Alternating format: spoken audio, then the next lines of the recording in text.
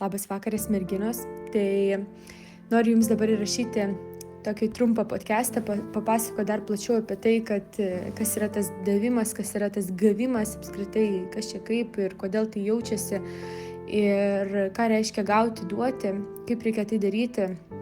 Ir šitie dalykai, jie labai jaučiasi. Vat kaip ir rašiau aukščiau, kad visada tie dalykai jaučiasi ir ne šiaip savo, ne be priežasties. Mes vieniems žmonėms norim duoti, kitiems žmonėms mes duoti nenorim. Tai labai jaučiasi tiek per konsultacijas, man dirbant per diagnostiką su moterimis, net susirašinėjant su sekėjomis Instagram'e, aš atrašau ne visiems. Aš tikrai dažnai pajaučiu, kad aš nenoriu atrašyti šitam žmogui ir aš, pavyzdžiui, net žinutės neperskaitau arba aš perskaitau ir neatrašau. Nes pas mane tiesiog kyla toks jausmas, kad šitas žmogus nori tik tai gauti. Jisai nieko neduoda. Aš ten neprisimenu, kas ten laikina mano postus, kas ten rašo, komentuoja. Neprisimenu. Yra žmonės, kuriuos žinoma prisimenu, kurie labai intensyviai visą tai daro ir mes bendraujam intensyviai. Bet yra tie žmonės, kur aš tiesiog pajaučiu, kad šitie žmonės yra tik apie gavimą. Jie nieko neduoda. Jaučiu, kad neduoda ne tik man. Sakau, tai jaučiasi, kad yra, žinot, vartotojai, kurie tik tai nori tik gauti, duokit man daugiau, o ką duoti pačiam, žmogus net negalvoja. Žinoma, tas davimas jisai gali būti silpnas ir dėl to, kad žmogus tiesiog turi labai mažai energijos. Nes kai žmogus turi labai mažai energijos, ką jisai duoti gali? Jisai negali duoti nieko, nes jisai net savo nedavė. Tai beje, aš jums esu paruošusi naują video apie šią temą. Ir aš tiesiog nenoriu jūs apkrauti per dideliu kiekiu informacijos. Tai kelių dienų bėgė pasidalinsiu tuo video. Tai laukit, labai irgi įdomu. Tai aš apskritai apie tą gavimo-davimo temą pasakojau giliai, kaip tai apskritai vyksta savo paskaitoj apie pinigus. Kas dalyvavot, kas esate įsigiję, tie žinot, apie ką aš kalbu. Kad tas gavimas ir davimas jis ne visą laiką yra apie tai, kad ką duodu, tą lygiai tą patį gaunu. Tikrai taip nėra. Tai visą laiką yra apie tai, kad aš duodu tai, ko turiu gausoje, dalinuosi ir gaunu tai atgal, ko man reikia. Tai lygiai tas pats yra apie pinigus kalbant ir apie kitus dalykus gyvenime. Tai kaip pasireiškia tas irgi davimas, gavimas? Kaip ir sakiau, šitie dalykai jaučiasi.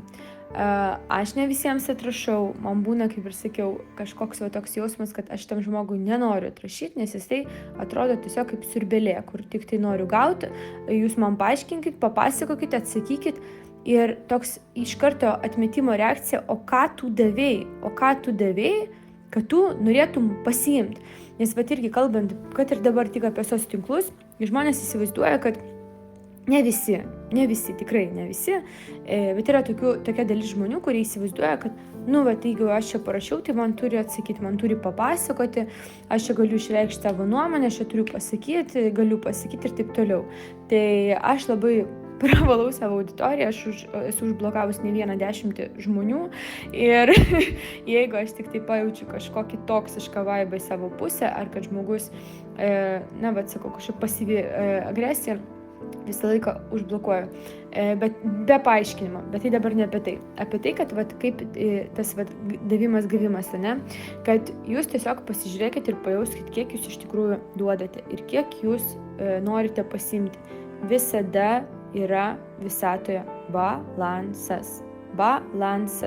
Niekada nebus taip, kad jūs pasiimsite daugiau ir niekada negrąžinsite to kažkokiu kitų būdų.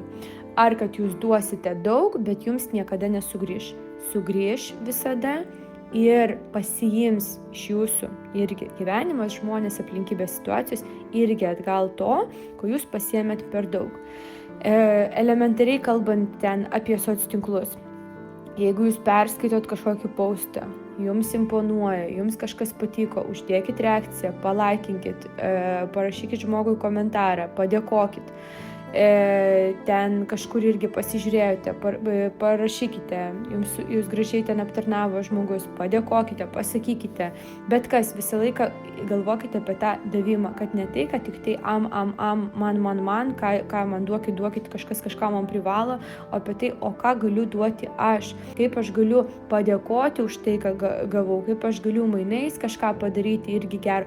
Visą laiką turėkite omeny tą tokį balansą, kad viskas yra lygu, visatoje niekada nebūna jokių bagų, kad kažkas ten daugiau mažiau, anksčiau ir vėliau viskas vis tiek išsilygina. Ir kaip ir minėjau, visada, jau trečią gal ar ketvirtą kartą sakau, visada tas jaučiasi.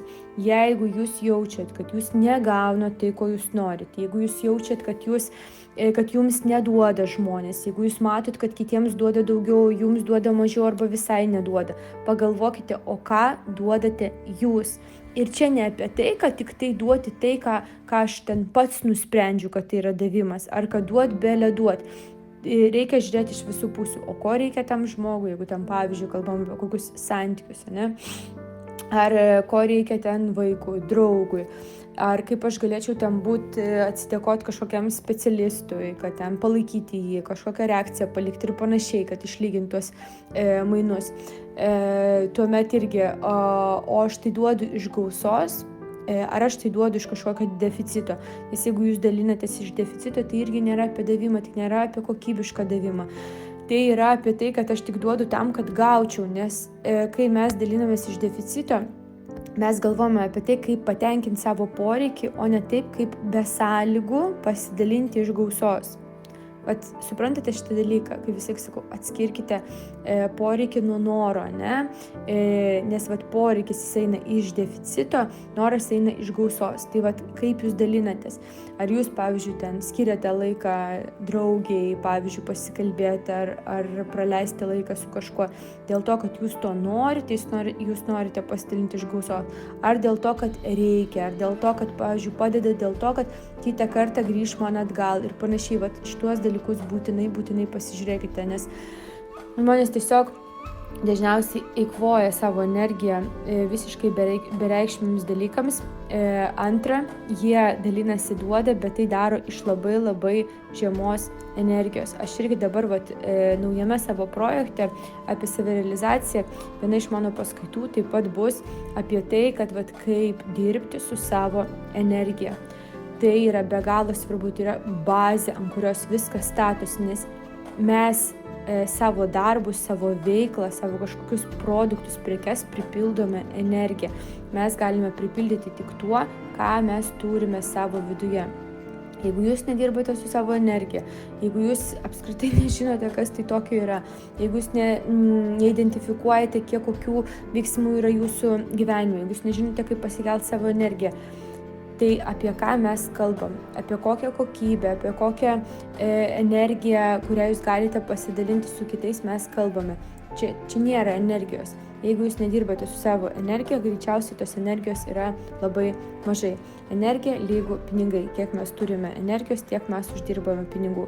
Jeigu žmogus uždirba mažai, tai yra signalas, kad jo kūne yra labai mažas energijos kiekis arba jo tos energijos nėra visiškai. Tai kuo jūs galite pasimainyti, nes žmonės perka energiją. Kodėl mes traukiamės prie energingų žmonių, kodėl mes traukiamės prie ryškių žmonių, kodėl mes ten traukiamės prie kažkokių turtingesnių, sėkmingesnių, nes tie žmonės turi labai daug energijos. Ir mes sumokėdami tam žmogui pinigus, mes prisijungiam prie tos energijos ir mes ją pasimainome. Žmogus sumoka pinigus, kitas žmogus pasidalina savo energiją. Čia jau toks aukštesnis lygis suvokimo, kaip tai vyksta. Tai jeigu, pavyzdžiui, žmogus dirba samdomam darbe, kuo jis mainosi, jis taip pat mainosi savo energiją. Į savo darbus, į savo veiklą, į savo specialybę, kažkokią darbą, kurį jis atlieka, įsideda savo energijos. Kuo daugiau žmogus energijos turi, tuo jis vertingesnis yra specialistas, nes jis daugiau gali duoti. Jūs galite irgi prisiminti kažkokių, pavyzdžiui, pavyzdžių savo darbe, buvusiam darbe, kad būdavo žmonės, kur, atrodo, jie nelabai ką ir daro. O tiesiog gerai atrodo, gerai jaučiasi, gerą vaibą skleidžia atmosferą, kiti galvoja, ką jinai čia visai daro, nelabai jinai čia ką ir dirba ir baisiai, bet jo nieks neišmeta, pavyzdžiui, iš darbo, jam jokių pretenzijų neturi, nes yra iš tikrųjų, kad žmonės tiesiog jaučia, kad tokį žmogų naudingą, energingą turėti, vien dėl to, kokią energiją jisai skleidžia, nes ant tos energijos kurti ir kiti žmonės, nes mes esame, kai mes bendravome vieni su kitais, mes vis tiek esame vienas kito energetiniam lauke ir mes mainomės tuo, ko turime savo viduje. Tai kaip galima, pavyzdžiui, nupilti savo energiją, taip galima ir prisipildyti energijos, labai priklauso, kokioj būsenoje yra skirtingi žmonės. Tai reziumuojant, pagalvokit, kiek tos energijos yra jūsų viduje, ką jūs duodate, kokios kokybės yra jūsų davimas. Ir jeigu jūs, pavyzdžiui, uždirbate nepakankamai, pagalvokite apie savo energiją, kiek jūs energijos turite, kiek jūs su ją dirbate, kiek jūs laiko per dieną skiriate savo veikloms, kurios skirtos jums, veikloms, per kurias jūs galite pasipildyti energijos, kiek yra priešingų veiklų, kiek jūs darote to, ko norite, ką reikia daryti. Ir tikrai kviečiu prisijungti prie projekto vien dėl to, kad paklausyti šitą dalį, jau nekalbant apie tai, kad dar bus daug specialistų su naudinga informacija. Taip pat dar vienas dalykas reziumuojant, jeigu jūs negaunate tai, ko jūs norite, jeigu jūs nuolat turite kažkokių priekaištų galbūt kitiems, kad o kiti gauna, aš negaunu, ten kitiems atsako, man neatsako, vieniems duoda, man neduoda, kodėl? Tai visų pirma pagalvokite apie tai, o ką duodate jūs, kam duodate, kiek duodate, kokios kokybės, su sąlygom ar be sąlygų, iš deficito ar iš pilnatvės. Būtinai šitos dalykus pasižiūrėkite, nes kaip ir minėjau, jie labai jaučiasi. Dauguma žmonių, jie gali net nesąmoningai šitos dalykus nuskaityti ir tiesiog nenorėti duoti jums, nes jaust, pavyzdžiui, kad jūs neduodate, jūs neturite patys kuo pasidalinti ir dėl to tik norite man, duokit, žmogus nesąmoningai jaučia, kad jam atgal niekas nieko neduos. Tai norėjau pasidalinti su jumis šią mintimi, praplėsti tai, ką parašiau aukščiau, tai žinoma, palikit reakciją tie, kas klausėt. Ir taip pat irgi planuoju rašyti, kaip ir minėjau, stories vieną dieną po neurografikos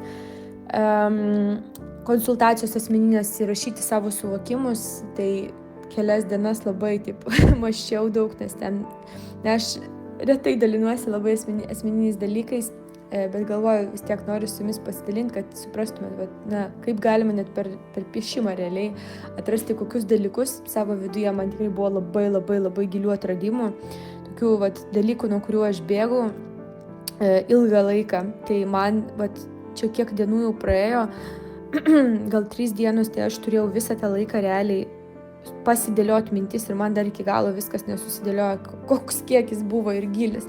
Tai manau, rytoj irgi rašysiu podcastą, papasakosiu, pasidėliosiu, nes sakau, man taip neįprasta kalbėti apie asmeninius dalykus. Bet iš kitos pusės, tai manau, ir jūs naudos rasit tame. Tai dabar, kol kalbėjau, man kilo nauja idėja parašyti naują postą. Tai, žodžiu, srautas galvoje nesustoja.